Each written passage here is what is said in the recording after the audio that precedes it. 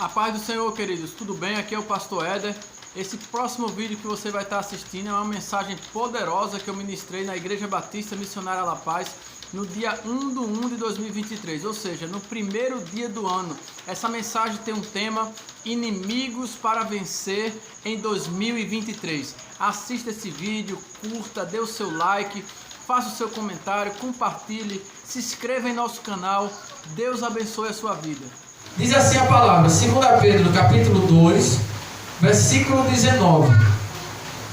Pretendendo-lhes liberdade, quando eles mesmos são escravos da corrupção. Pois aquele que é vencido fica escravo do vencedor. Repita assim comigo: aquele que é vencido se torna escravo do vencedor. Então vamos lá. Estamos em 2023, primeiro dia do ano. E quem de nós não deseja ter um ano novo abençoado? Eu quero. Eu desejo muito, como a irmã veio aqui e profetizou, dizendo: profetizo um ano de vitória, um ano de bênção, um ano de paz, um ano de alegria. Eu quero isso para a minha vida. E eu tenho certeza que cada um de nós que estamos aqui, nós queremos o ano de 2023 abençoado. Nós queremos as portas abertas, nós queremos a provisão de Deus, nós queremos as promessas de Deus se cumprindo na nossa vida, nós queremos a salvação dos nossos familiares, nós queremos a cura dos nossos familiares que estão doentes, nós queremos o crescimento da igreja, nós queremos o crescimento do nosso ministério. Nós queremos, todos nós desejamos um ano novo abençoado. Porém, nós sabemos que a vida é cheia de obstáculos e desafios. Nós sabemos que a vida, ela é cheia de problemas. Sabemos que o nosso dia a dia, nessa caminhada de 2023, vão surgir obstáculos, vão surgir dificuldades, vão surgir empecilhos, vão surgir problemas, mas o segredo de lidar com os problemas é como é que eu enfrento. O problema é saber que o problema existe, mas passar pelos problemas todo mundo passa. Mas a questão é, problema não foi feito para se passar, problema foi feito para vencer. A questão não é só passar por problemas. Se você for perguntar para uma pessoa que não é crente, uma pessoa que não é cristã, que não conhece o Jesus que você conhece, perguntar para ela se você passa por problemas, ela vai dizer: passo. Perguntar ali para o macumbeiro: você passa por problema? Ele vai dizer: passo. Vai perguntar para o católico ali: você passa por problema? Passo. Todo mundo, independente de religião, passa por problema, mas o segredo para ser vitorioso diante dos problemas é não só passar pelos problemas, é vencê-los. É vencer os problemas. E eu sei que aquilo que eu não consigo vencer, Jamílio, Cristina, aquilo que eu não venço, a Bíblia está dizendo que eu me torno escravo. Que a Bíblia diz assim: o vencido, ou seja, o derrotado, aquele que não conseguiu vencer, se torna escravo do vencedor. Então, se eu não venço os problemas que vão surgir em 2023, o que é que vai acontecer comigo? Eu vou me tornar escravo dos problemas. Então a dificuldade pode ser que apareça em 2023. E se eu não vencer a dificuldade financeira, eu vou me tornar escravo da dificuldade financeira. Se a enfermidade aparecer em 2023 e eu não vencer a enfermidade, o que é que vai acontecer? Eu vou me tornar escravo da enfermidade, porque aquilo que eu não venço me domina. Aquilo que eu não consigo vencer, eu me torno escravo daquilo que me venceu. Por que muitas pessoas não conseguem largar o vício?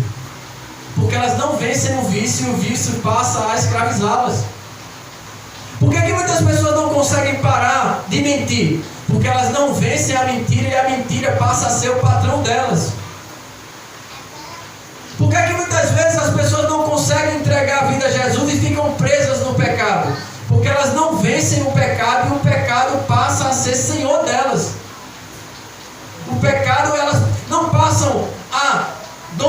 dominar o pecado passa a dominar elas.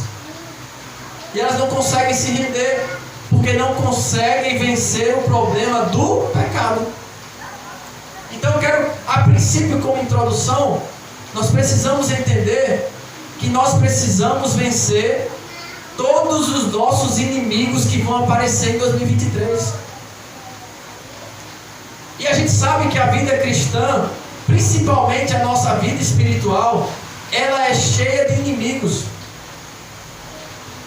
Queremos ter vitória, Deus vai abençoar a sua igreja, Deus vai prosperar, Deus vai fazer a gente crescer, Deus vai mandar provisão, Deus vai honrar a gente, mas nós não podemos subestimar os inimigos que temos. Não podemos negligenciar os inimigos que possivelmente apareceram em 2022. Se eu for perguntar aqui, quais foram os inimigos que você teve que enfrentar em 2022? Você vai levantar e vai me dizer uma lista que é melhor fazer um livro de tantos inimigos que apareceram. Mas olha, eu e você estamos aqui por quê? Porque Deus nos fez vencer cada um deles. Era para você dar glória a Deus, está aqui no texto. Quando eu falar essa parte é para os irmãos da glória.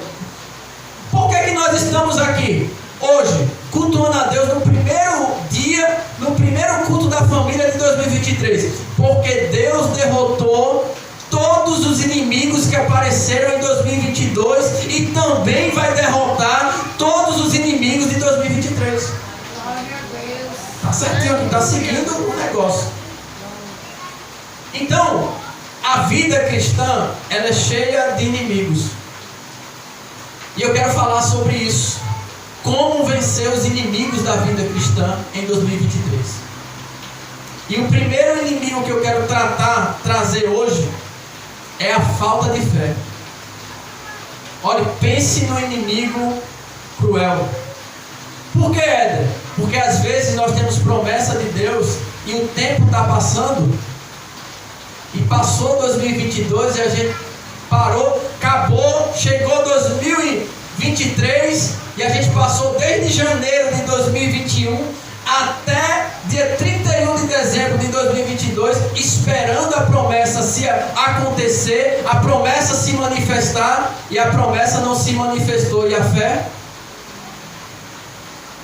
Teve pessoas que estavam assim, está chegando o final de ano, Deus prometeu para esse ano, alimentou a esperança, disse, oh glória, já preparou o culto de ação de graça, ficou feliz, ó, Deus vai me dar vitória esse ano. Chegou dia 1 de janeiro de 2023 e a vitória não chegou. Aí a fé da pessoa foi descendo, apagando. Então nós estamos vivendo o que é que Hebreus 11:6 fala? Sem fé é impossível agradar a Deus. Olha, eu tenho percebido que o tempo está levando a fé das pessoas. O tempo, os dias, as lutas, as dificuldades, os problemas, os desertos, os vales da vida, a dificuldade da família, a dificuldade financeira, as provações, as tribulações, as perseguições têm levado a fé de muitos.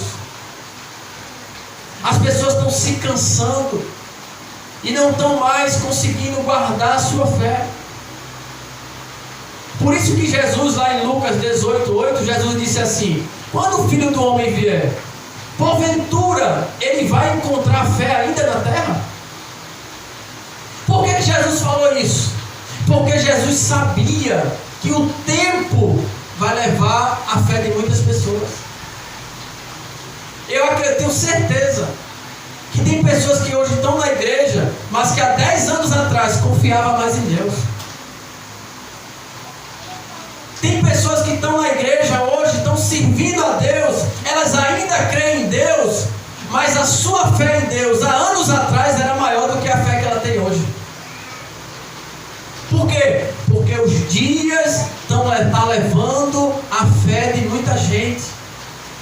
É uma promessa que não foi cumprida. É o tempo de espera. O tempo de espera. que às vezes nós queremos no tempo, nossa hora, queremos que as coisas de Deus aconteçam na nossa hora, e por não acontecer, porque quem manda é Deus e não eu, Ele é o Senhor e eu sou o servo, as coisas acontecem do jeito dele, na hora dele, da forma dele, e não na minha, aí a nossa fé vai decaindo. E a falta de fé é uma coisa grave, é um problema, é um inimigo. É o inimigo do cristão. E eu tenho percebido que quanto mais o tempo passa, mais esse mal tem ocupado espaço nos nossos corações. Mais tem ganhado terreno dentro de nós. E uma prova disso são nossos constantes desânimos. Uma prova disso é a nossa constante murmuração. Uma prova disso é nossos constantes questionamentos que fizemos. Por que está acontecendo isso comigo? Será que Deus ainda está comigo? Eu acho que Deus me abandonou. Por que o ímpio prospera? Por que o ímpio cresce? Por que o ímpio sobe a rampa? E a fé vai se perdendo. A prova de que a nossa fé tem ganhado espaço no nosso coração, são a nossa constante falta de esperança. Olhamos para dentro de nós e parece que não cremos, parece que nós não temos mais esperança. E não é um dia, nem outro, são vários dias que nós estamos desanimados, que nós estamos reclamando de tudo e de todos. Isso é uma prova de que a falta de fé está ocupando espaço dentro de nós. E muito mais, nós pregamos, estudamos, mandamos o povo levantar a mão, mandamos o povo diga a seu irmão isso e aquilo, manda o povo gritar, marchar, a gente grita, manda o povo da glória, planta a bananeira, faz toda a muganga possível para a palavra entrar,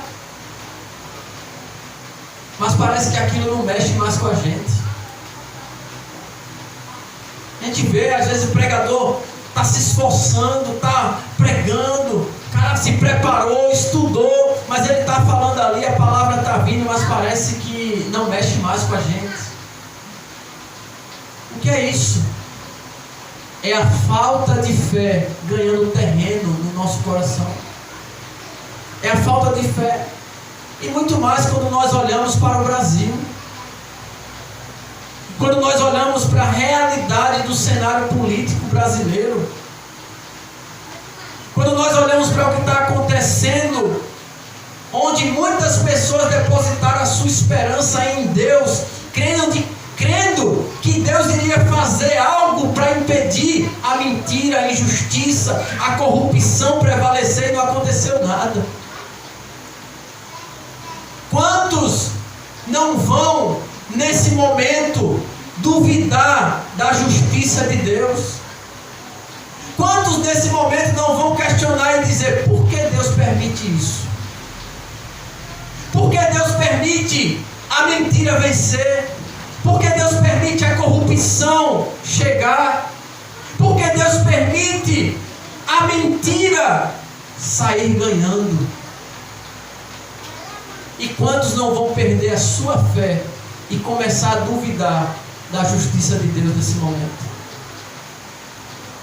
Porque depositaram a sua fé, usaram a sua fé, creram, profetizaram, mas não adiantou, não aconteceu nada, tudo seguiu dentro da normalidade.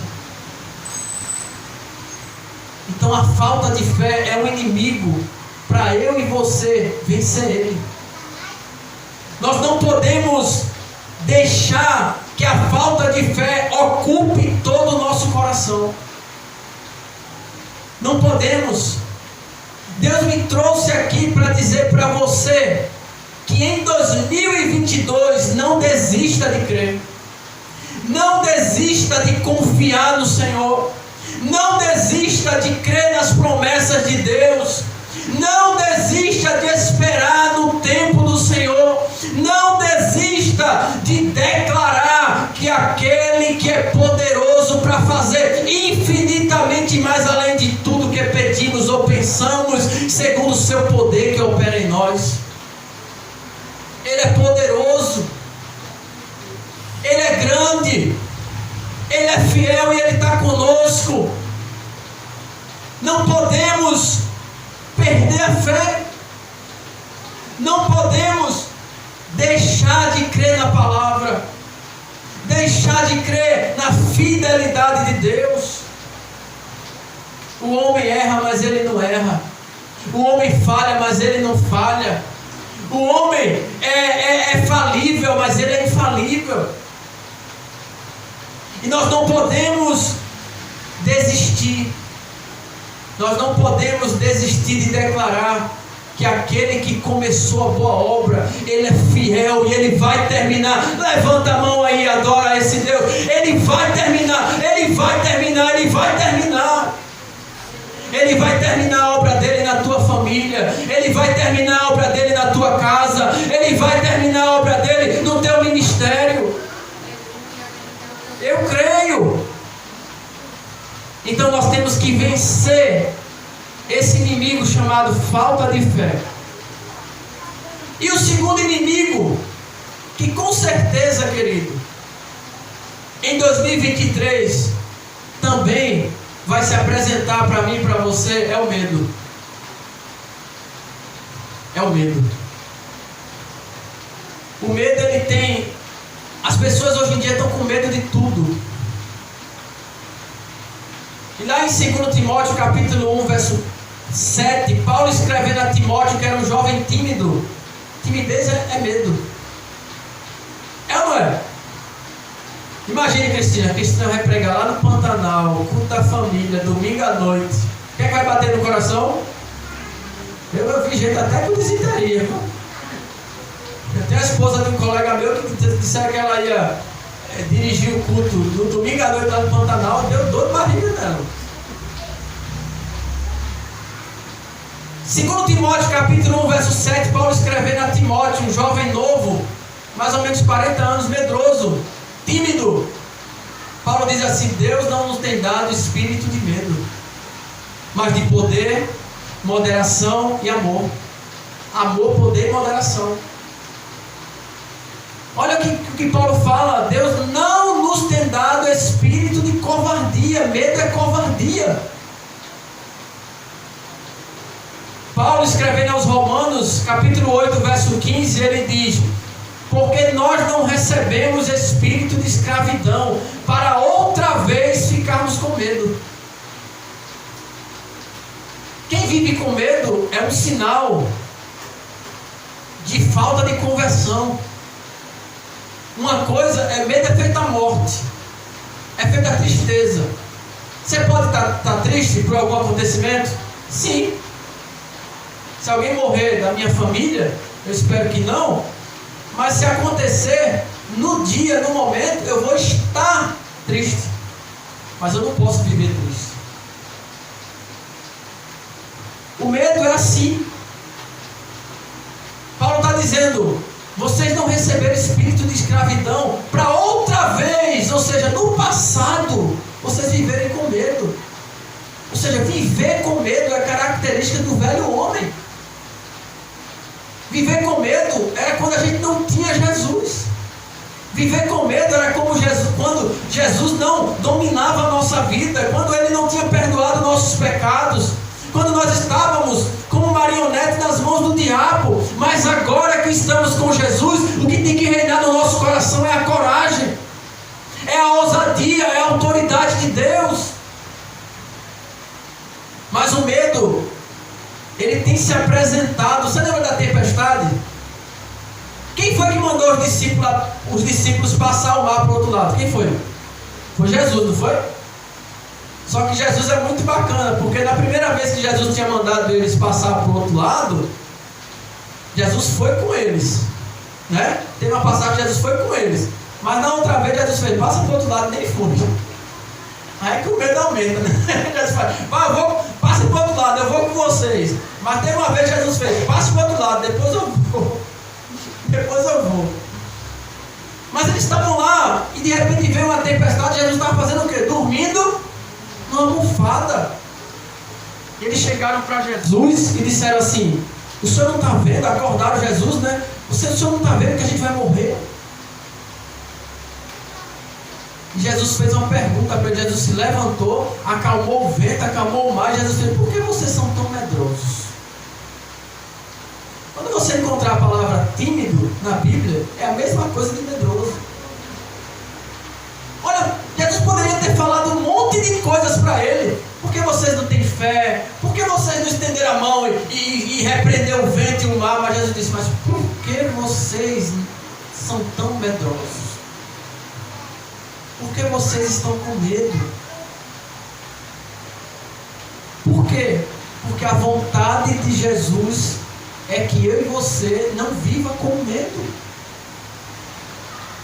Hoje em dia, estamos vivendo num tempo onde as pessoas estão com medo até de se olhar no espelho. Por quê? Porque estão com medo da sua imagem. A Cristina até riu. Mas é. Tem pessoas que estão com medo até do espelho, estão com medo até de se ver no espelho. É medo do passado, medo do presente, medo do futuro. É medo de perder o emprego, medo de casar, medo de ficar solteiro. É ou não é? Medo de tudo. Medo de ficar doente, medo da Covid-19 voltar. O medo está dominando. E eu não estou falando de quem está lá fora, eu estou falando da gente, da igreja. Medo. Aí tem gente que tem medo da vida, tem medo da morte. É ou não é? Medo de tudo. Tem gente que tem medo do homem. O homem está mal, o homem é muito mal. Tem medo de pegar Uber, medo de atravessar a rua. Eu não faço mais nada, eu tenho medo de tudo. Eu não vou, eita Jesus, estou medo de olhar para a sombra, fica com medo. Medo do homem, medo do diabo, medo de Deus, por incrível que pareça. Medo de Deus. Aí agora o novo governo assumiu. Agora eu estou com medo da esquerda, estou com medo de Lula, estou com medo da ditadura, estou com medo do comunismo, eu estou com medo da crise, estou com medo da inflação, eu estou com medo da gente ter que comer carne de cachorro, igual os venezuelanos agora. Medo de tudo, o medo está tomando conta dos nossos corações e é um inimigo para ser vencido. E quem é que fica satisfeito em ver o povo de Deus com medo? O diabo. Porque com medo a gente não faz nada. Com medo a gente não fala de Jesus. Porque se alguém vier falar de Jesus com medo, eu faço: deixa eu aqui mesmo, eu não quero esse Jesus não. Porque aqui eu estou com mais coragem do que você. Medo de tudo. Dizem as más línguas que o medo chegou na igreja e saiu da igreja com inveja da igreja. Porque encontrou alguém com mais medo do que ela, que é o próprio medo. Olha para aí. Então, querido, Deus me trouxe aqui nessa noite para dizer a você que não é Satanás que vai colocar medo no teu coração. É você que vai colocar medo no coração de Satanás. Não vai ser Satanás a tua perturbação. É você que vai ser a perturbação de Satanás. Precisamos vencer o medo. Não é Satanás que vai te perturbar com o teu passado. É você que vai perturbar Satanás dizendo a ele o futuro dele. Vamos tirar o medo do coração. Eu me lembrei da história de um jovem. Uma excursão da escola. E ele chegou, mas toda a excursão entrando no avião. E as crianças e pré-adolescentes no avião. E todas as crianças com medo. Com medo da decolagem, com medo de pegar turbulência no avião, e todas chorando no avião. E pense no trabalho para a aeromoça controlar. E todas chorando, com medo. Primeira vez que estavam indo viajar de avião. Só que de repente ele encontra um jovem, um adolescente, pré-adolescente, com o celularzinho dele jogando. Escutando música do Walkman, jogando, sorrindo, brincando. E aquilo chamou a atenção da aeromoça.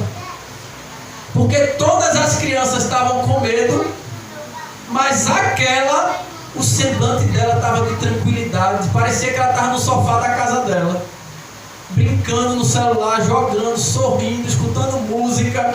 E aquilo chamou a atenção da aeromoça, que perguntou a ela: você não está com medo?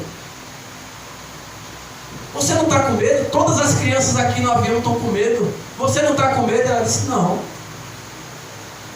A aeromoça pergunta para a criança, para o adolescente: mas por que você não está com medo? Aí ele fala assim: por que eu estaria com medo se meu pai é o piloto? Se meu pai é o piloto, eu sei que esse avião não vai cair. Levanta a mão aí, dá glória a Deus. Se meu pai é o piloto, ele está no controle da tua vida, ele está no controle da tua história, ele está no controle do teu futuro, ele está no controle dos teus sonhos, ele está no controle da tua família. Quem é que acredita nisso? Eu creio. Ele é o nosso piloto. Ele é o piloto do nosso ministério. Ele é o piloto dos nossos sonhos. Ele é o piloto da nossa vida, de todas as áreas que permeiam a nossa vida. Ele é o piloto. Aí a criança disse para a moça: eu não posso ficar aperreado, porque meu pai é o piloto, ele sabe o que faz. Ele não vai deixar o avião cair. Aleluia. Você podia dar glória a Deus? Deus é bom. Aleluia. Então, querido, falta de fé, medo, e o terceiro inimigo da vida cristã que nós temos que vencer em 2023 é a acomodação. Ah, querido, como é bom o sofá, né? Como é bom o sofazinho. Aí eu pego um banquinho preto que tem lá em casa e boto. E agora a Gabi inventou um sofá lá que puxa assim para baixo. Aí a gente bota a perna assim. Como é o nome daquilo?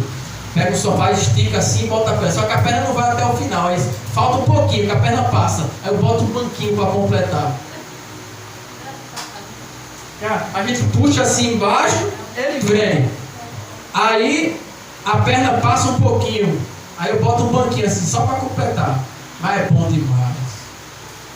Nosso corpo diz assim: fica aí a vida toda. Isso é gostoso demais.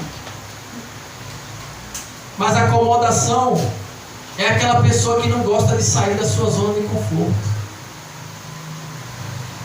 Tinha uma igreja lá, a igreja dos Hebreus, que o autor, quem escreveu a carta de Hebreus, é um autor que ninguém conhece, ninguém sabe ainda.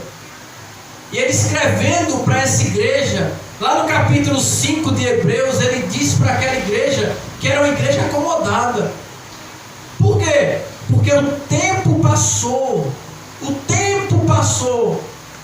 e eles não cresceram, eles não desenvolveram, eles não amadureceram. E ele diz assim para aquela igreja: era para vocês já serem mestres por causa do tempo. Sabe aquela coisa de você comer galeto é bom, ruim? É bom, um galetinho. Lá onde eu moro tá absurdo por isso, né? Aqui é quanto? Tem 18, 19? 20, né? O negócio está meio complicado. Mas comer galeto é bom, mas o acomodado, ele se acomoda com galeto e Deus quer que ele coma lagosta. Você está entendendo o que é o acomodado? É aquela pessoa que Deus tem mais para ela, mas ela se apegou ao que já tem.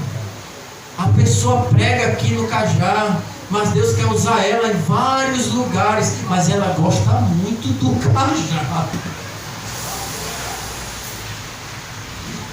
A pessoa canta, mas Deus quer usar a pessoa cantando e pregando, mas ela gosta muito de cantar. E só faz cantar, mas Deus quer usar ela para pregar também. Mas a pessoa acomodada, ela se apega a ficar só cantando. Então, um exemplo de pessoa acomodada é aquela pessoa que não progride, não cresce, não amadurece. Paulo estava escrevendo aqui em Hebreus 5 para a igreja lá que estava acomodada. Paulo estava escrevendo, não era para novos convertidos. Paulo não, o autor anônimo, o autor que a gente não conhece. Ele não estava escrevendo para novos convertidos. Depois você lê Hebreus 5, versículo 11 a 14. Ele não está escrevendo para novos convertidos. Ele está dizendo assim: em virtude do tempo que vocês se converteram, que já fazia anos que vocês se converteram, já era para vocês serem mestres. mas agora eu tenho que ensinar de novo o ABC. Eu tenho que ficar no Salmo 91, no Salmo 23. Eu não posso sair desses dois. Ele está dizendo assim: eu queria ensinar a vocês um assunto mais profundo, mas vocês não desenvolveram. E se eu ensinar, vocês não vão entender. Por quê? Porque a igreja se acomodou. A pessoa entregou a vida a Jesus, se converteu, é novo convertido. O tempo passou, não mergulhou na palavra, não mergulhou na oração, não mergulhou frequentando os cultos, não procurou buscar o batismo com o Espírito Santo, não procurou receber os dons espirituais. O tempo passou e a pessoa continuou no estado de novo convertido. Aí o que acontece com quem está 20 anos na igreja e não cresceu? Vem uma pessoa novinha que se converte amanhã, mergulha, com um ano de novo convertido, passa na frente daquele que tem 20.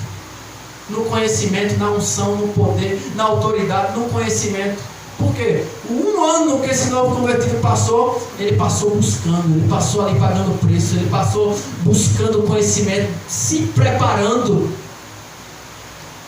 Enquanto que passou 20 anos, não frequentava nenhuma aula de escola dominical.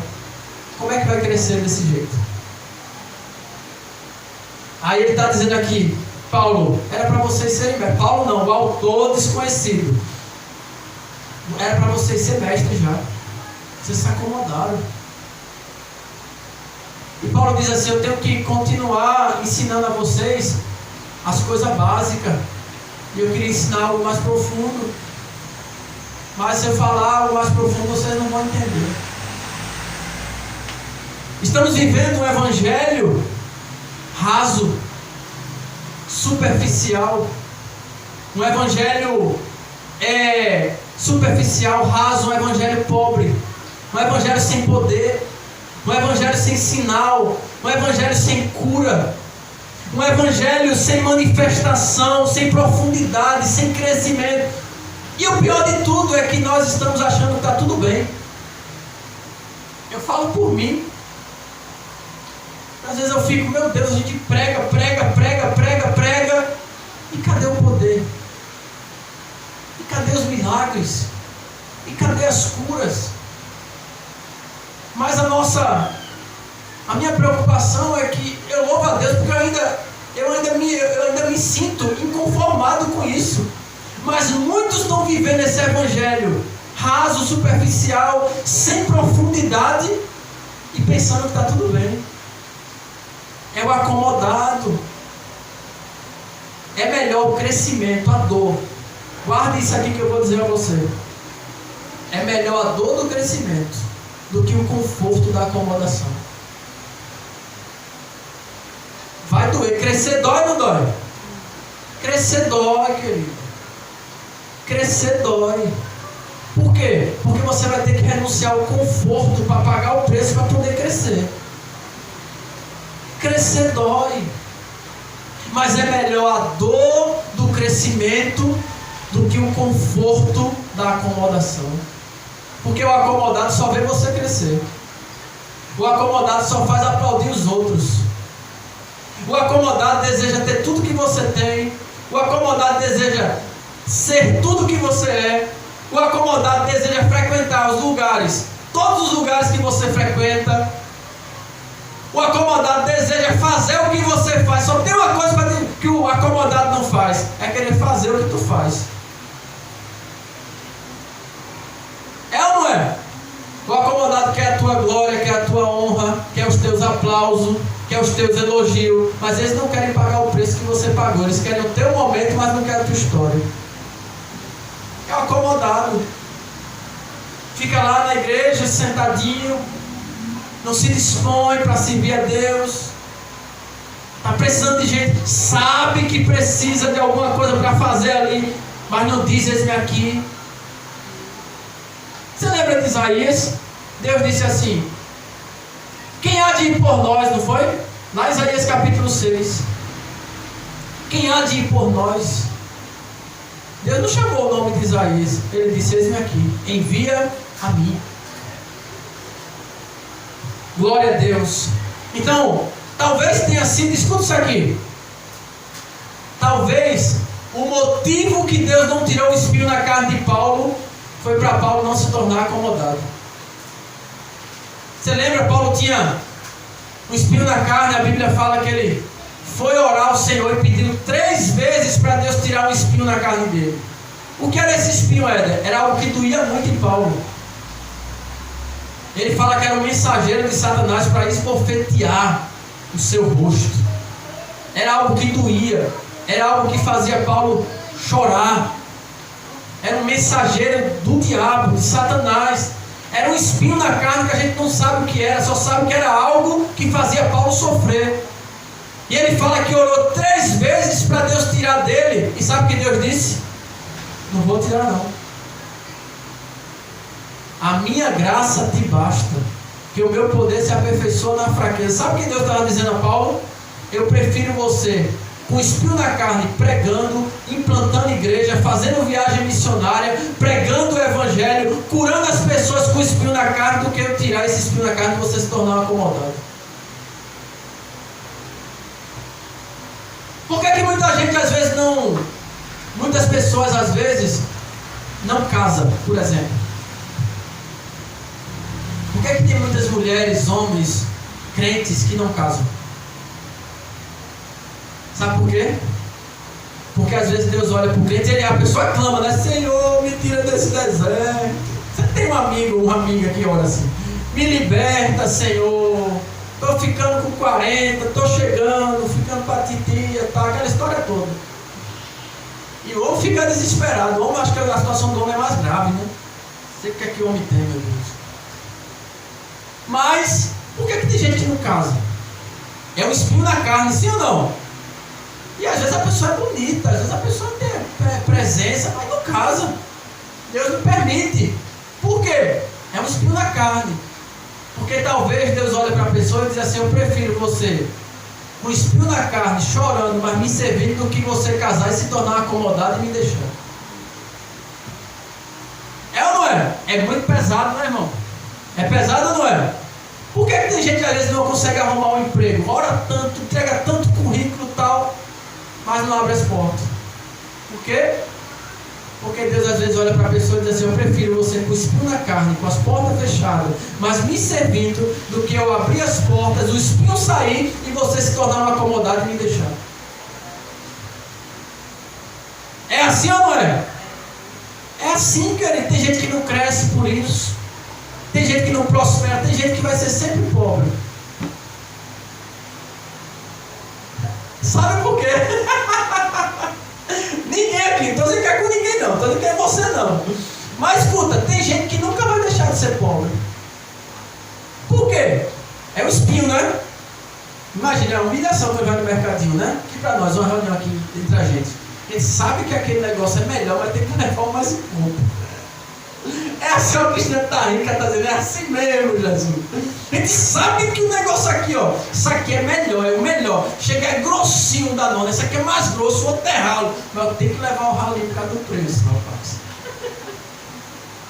Agora. É assim ou não é, Cristina? É assim. E não acontece só com você, não, acontece comigo. Não é?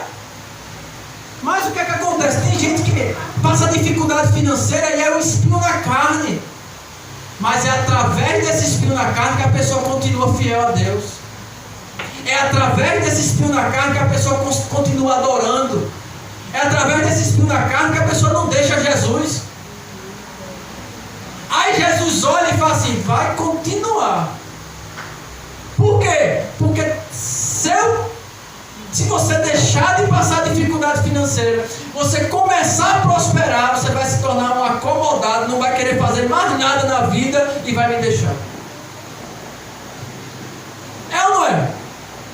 Essa é a razão que muitos espinhos na carne nós temos, e às vezes a gente ora a Deus querendo uma resposta e Deus diz assim: a minha graça te basta. Deus estava dizendo assim a Paulo: você vai continuar com o espinho, mas a minha graça vai ser maior na tua vida. Toda vez que aparecer um espinho na nossa vida, a graça de Deus vai ser maior. Estou sentindo Jesus aqui, dê glória a Deus. A graça é maior, a graça vai ser dobrada. A graça é suficiente. A graça preenche. É melhor. Aí Deus me trouxe aqui nessa noite para dizer a você que em 2023 Deus vai levantar uma geração que vai sair da acomodação. Vai sair da acomodação. Por quê? Porque Deus trabalha em mim para depois trabalhar comigo. Deus está trabalhando em você para depois trabalhar com você. Todos os servos de Deus que Deus chamou estavam fazendo alguma coisa. Davi estava pastoreando ovelha. Elias estava malhando trigo. Os discípulos, Pedro estava pescando. Eu não vi, Levi, que é o Mateus da Bíblia, estava na coletoria, coletando imposto. Jesus disse: vem me segue. Eu nunca vi Jesus chamar uma pessoa que não faz nada. Eu nunca vi Jesus chamar um acomodado. Jesus sempre chama pessoas ocupadas para fazer a obra dele. Pessoas que estão envolvidas, pessoas que estão fazendo alguma coisa. Pessoas que são ativas. E a obra de Deus, Jesus olhou para a obra dele e disse assim: a seara é grande, mas os trabalhadores são poucos. Um friozinho desse, quem não queria estar em casa na frente assistindo Netflix? Não é? Como é bom, né? Quando eu liguei, mandei a mensagem lá no grupo da igreja, alguém disse assim: pastor, está chovendo muito, é melhor rever isso aí para ver se vai ter mesmo, não sei o que. Eu digo: tá certo, irmão, vou ter a calça, vou ter a roupa, tá certo e tal. E vim embora. Porque eu não quero cair. E esse inimigo, eu vou profetizar aqui, esse inimigo da acomodação vai sair de dentro da igreja. Esse inimigo da acomodação vai ser vencido pela igreja do Senhor. Lá no Pantanal nós estamos fazendo projeto. Dia 21 já está marcada a evangelização na praça. Estamos se antecipando a situação, escola dominical de manhã para as crianças, porque a gente não pode ficar na acomodação. E vai ter projeto para aqui para o Cajá também. Pode ter certeza disso. Vou terminar agora. Primeiro inimigo, falta de fé. E em 2023 você vai vencer. Segundo inimigo, medo. Nós vamos vencer em nome de Jesus. Terceiro inimigo, acomodação. Nós vamos vencer a acomodação. Quarto inimigo, falta de amor. Esse é complicado. Segundo Timóteo, Paulo escreve para Timóteo, 2 Timóteo capítulo 3, diz assim: Timóteo, nos últimos tempos sobrevirão dias trabalhosos. Por que, Paulo? Porque os homens serão avarentos, egoístas, amantes de si mesmo, mais amantes dos prazeres do que de Deus. Paulo estava dizendo a Timóteo: Timóteo, e não pense que esse texto é o mundo não, viu? Timóteo é pastor de igreja. Paulo está dizendo, dentro da igreja: Timóteo, cuidado, porque nos últimos dias, dentro da igreja, vai haver pessoas assim, assim, assim, assim, assim. É a falta de amor. O que foi que Jesus falou em Mateus 24? Por aumentar a iniquidade no mundo, o amor de quase todos se esfriará. É um inimigo que temos que vencer em 2023. O salmista no Salmo 14, ele vai dizer assim, que Deus olhou do céu para os filhos dos homens, para ver se tinha alguém que tinha juízo, para ver se tinha alguém que fazia o que era bom.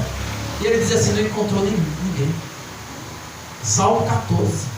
Não tinha um sequer que praticasse o bem. Falta de amor.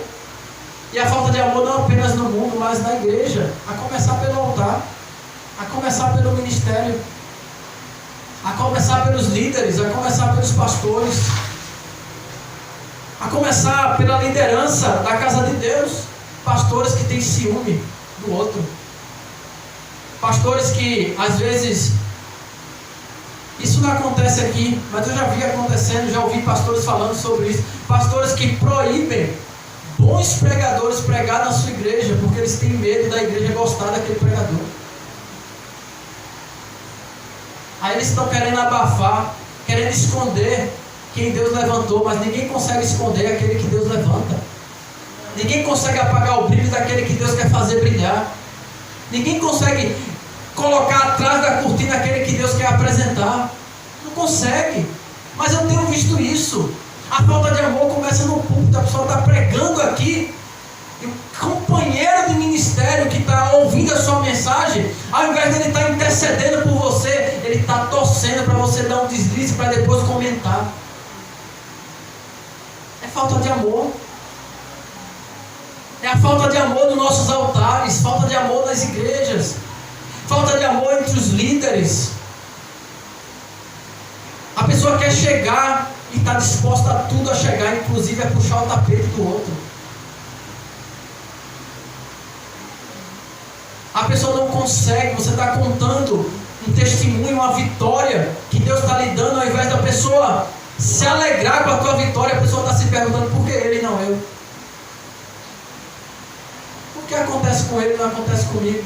Por que Deus usa ele e não usa eu? Fica torcendo para a mensagem não fluir, para a glória não descer, para o Espírito não trabalhar na igreja, simplesmente porque a pessoa compete com você.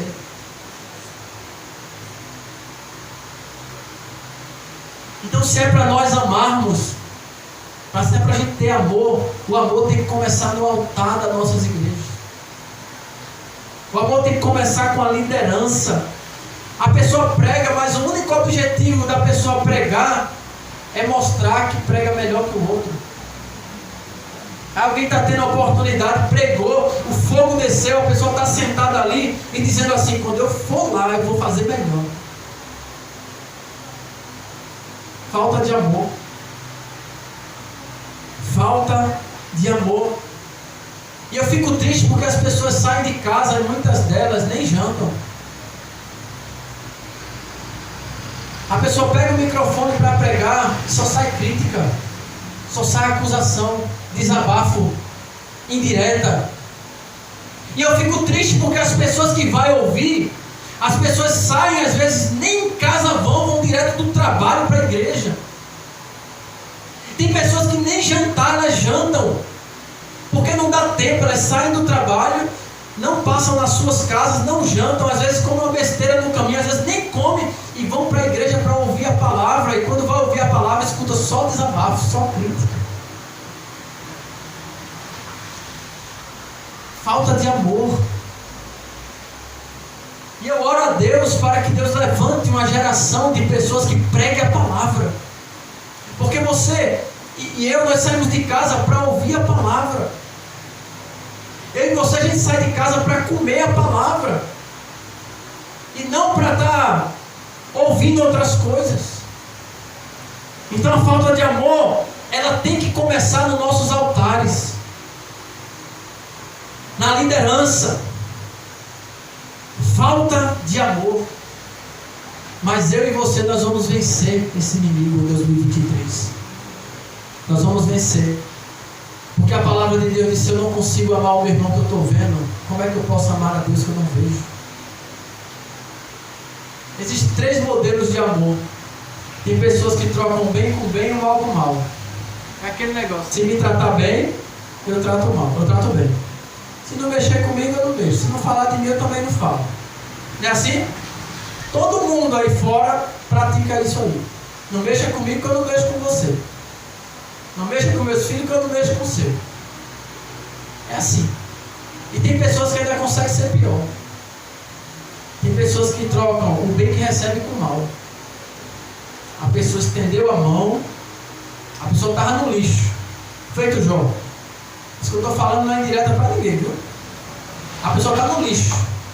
Feito Jó. Jó ficou no lixo. Jó saiu do luxo, estava no luxo um dia e no outro dia foi para o lixo. A palavra que fala assim, que Jó deitou nas cinzas, aquela palavra ali é lixeira. Lixeira no hebraico. O Jó foi para o lixo. Aí alguém estende a mão, a pessoa sai do lixo, e quando a pessoa sai do lixo, a pessoa se volta contra aquela pessoa que estendeu a mão para me tirar do lixo.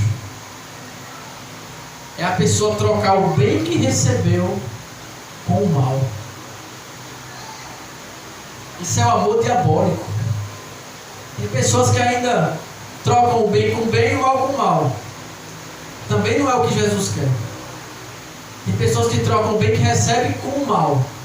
Terrível, é o jeito diabólico do amor. Se é que é amor isso. Agora, como é que Jesus quer que a gente ame? Você me faz o mal, eu te faço o bem. Você me critica, eu te amo. Você me persegue, eu oro por você. O vizinho lá onde eu morava cismou que eu e Gabi estavam matando os gatos. Ele cismou.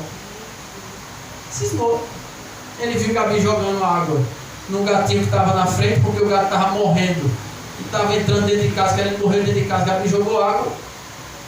Ele pegou, cismou agora que ele estava matando todos os gatos da rua. Qual foi a minha atitude e a atitude de Gabi? Não falamos nem um pio. Orar por ele. Agora tem aquele negócio, ore e tem ação. Já não estava muito feliz na casa. Ore e ação. Na mesma semana que aconteceu isso, no sábado eu já estava em outra casa. Já aluguei outra. Um pouquinho mais caro. Pronto, resolveu. É assim que se resolve. E até hoje a gente ora. Deus abençoe. Não sei nem o que se passa na cabeça do cidadão. Mas que a gente está orando por eles. A gente ora.